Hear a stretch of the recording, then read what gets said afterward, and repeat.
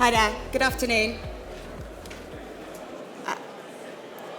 As introduced, my name's Naomi Greatorex and I'm the Protection Director at LDNfinance.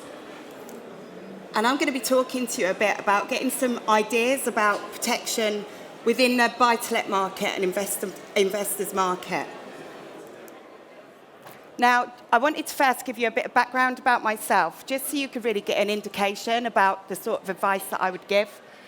So I've been in financial services for nearly 20 years. Started off at Scottish Provident as a BDM, and then moved into starting my own business back in 2014. So I've been running my own business for 5 years, and I give holistic financial advice to both individual clients and businesses. So I also work as a protection director at LDNfinance. I started there in 2017, looking after their clients as well. And more recently, I've moved into working in the industry to help people understand the importance of protection planning.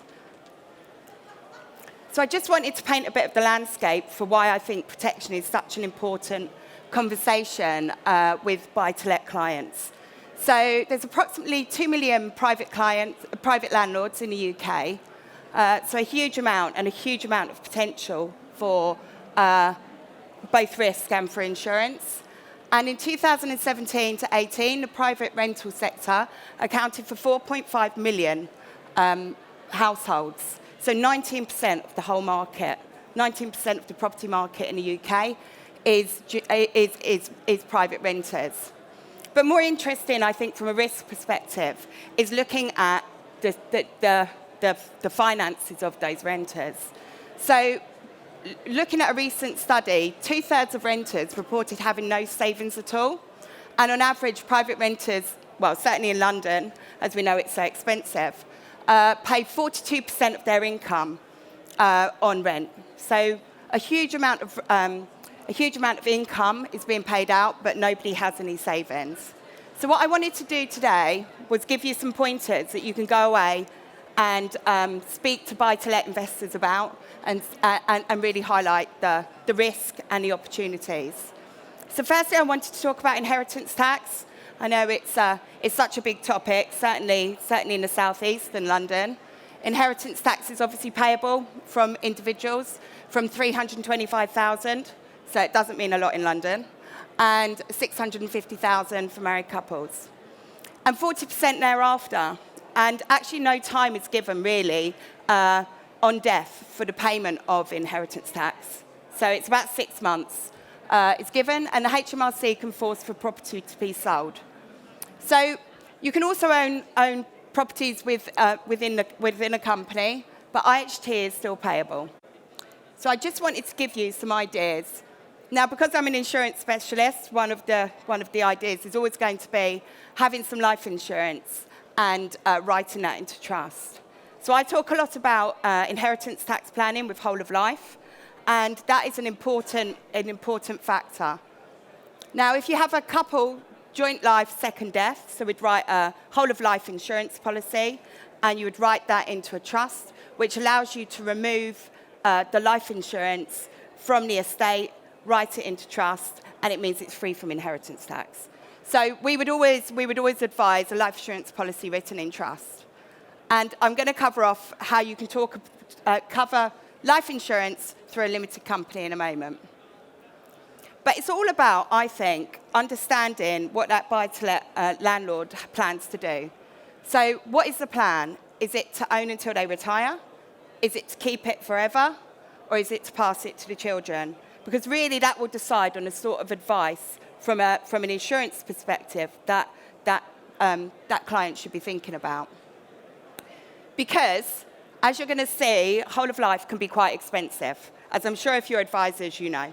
So whole of life has moved from having an investment element in the UK to being completely like a money purchase. So what that's meant is because they're guaranteed premiums, the premiums are quite expensive.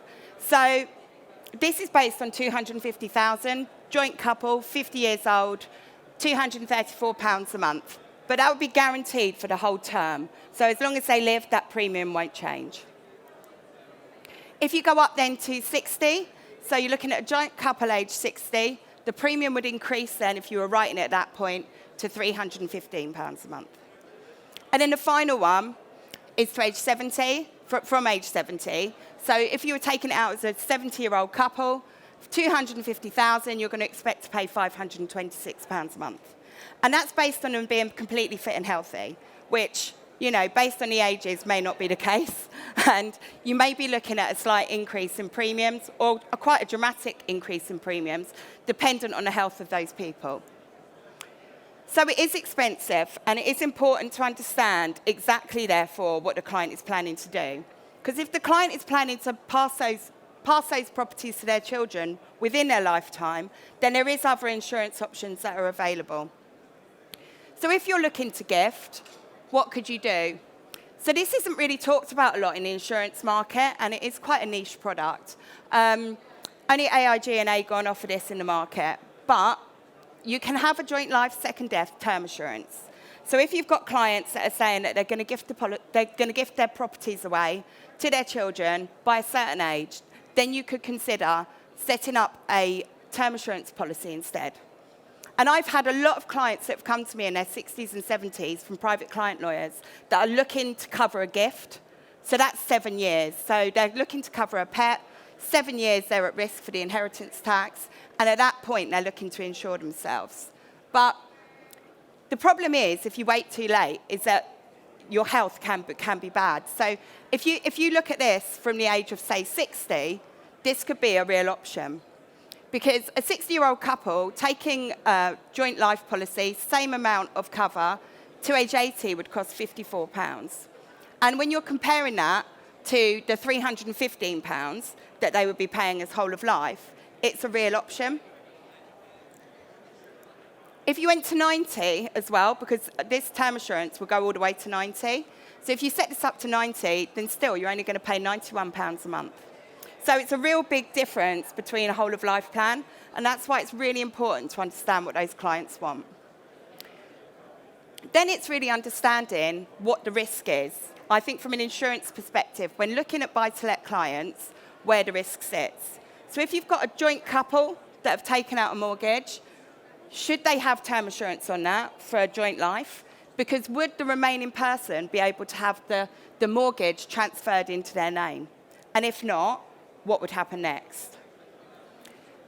Could they set up some life insurance through a limited company?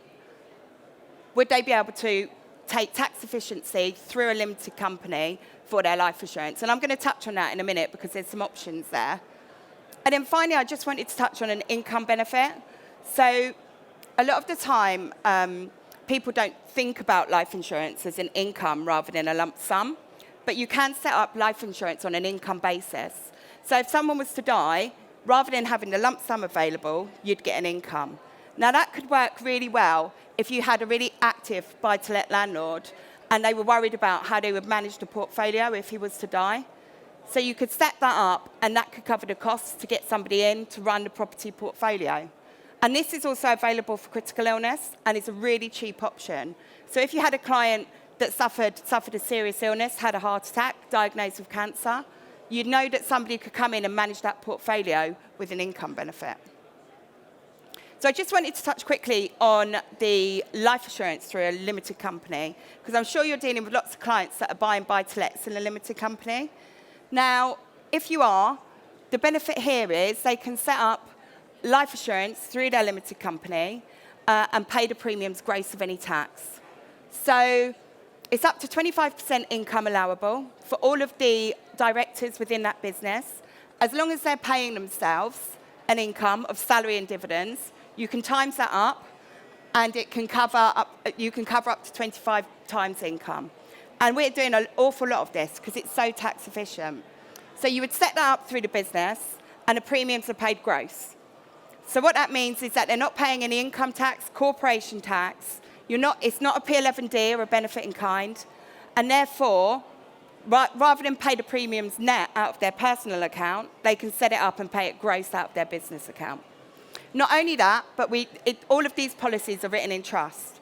So it's tax efficient from the premium side, and then it's wrapped in a trust, which means it doesn't enter the estate on death. So tax efficient both ways. So it's a winner. Now, I just wanted, this is a final one, and again, it's talking about insurance that isn't really being talked about at the moment. Now, there was a change in taxation for non-domicile clients, where they have now removed the ability for non-domicile clients to own property in offshore wrappers and not pay inheritance tax. So that changed back in 2017 with the Finance Act, something which lots of people aren't aware of. So if you've got clients that are buying properties internationally and they're buying them either personally or they're buying them through a limited company, you can now offer them life insurance. And this is a totally new type of policy. So what we found is because of this, there's been some new entrants into the market. So AIG will now offer international insurance as long as it's run through a UK, you run through a UK trust or a UK company. A more specialised provider would be Atlas Life. Now, we deal with these a lot because they allow us to cover anybody in the world, and they can pay for their cover internationally, but they're covering a UK asset. So really, really specialised insurance. But what it allows us to do is cover our clients, but cover the UK, either the UK debt or the UK mortgage. And the client can pay the premiums in dollars, euros, or pounds. So really flexible. I just wanted to touch on this because this is the other side of the coin, I think, from talking to you about buy-to-let, talking to you about the buy-to-let risk from a landlord's perspective, is looking at it from the rental perspective.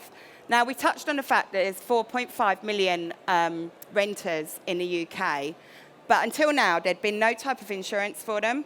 So this is an area which I think we're going to see loads of growth in, because it's an area where insurers are really concentrating on now, because there is a huge risk to renters of not having the right insurance. So in September, L&G rolled out a insurance product designed just for the rental market, which allows the renters to cover their incomes against disability. It offers some rental life assurance and some rental critical illness. So bearing in mind that 2/3 of all renters have no savings, there's 4.5 million rental people out there. This is a really important product in the market which needs to be more talked about. And then just finally, just to cover off, this is looking at how the market has changed from an underwriting perspective. I don't know how many of you write insurance in the room, but if you do, you know it can be quite difficult if you have any sort of clients that have health issues. It's very difficult because previously insurers were very black and white on what they would touch.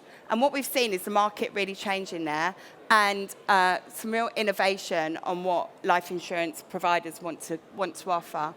So this is a real life client that came into me recently. He was a company director, 60-year-old man. He had some key man cover, but the key man cover had ended at age 60, and he decided he was going to work till 70. So his family were really worried that his insurance had run out, age 60, and 60 to 70, he was going to have no insurance. But the problem was his health. So what you can see here, 16 stone 9, 5'9", type 2 diabetes. The list doesn't get any better. So he's got high blood pressure, high cholesterol. Most importantly, which was the thing that I thought would stop us getting him insurance at all, was he'd had 2 stents repaired in his heart 8 weeks before. So if anyone had told you that usually as an insurance broker, you would have looked at that list and just said, yeah, you've got no chance. So you're not going to get insured. But fortunately now, the Exeter have brought out a new product called Managed Life. And what this does is allow us to insure someone like this. So 250,000 to age 70. He was insurable and he was insured. This cost £150 a month. That was the end premium. So for someone with that health, that seemed pretty good. And that's it. So I just wanted to give you a couple of points to think about, to take away with you.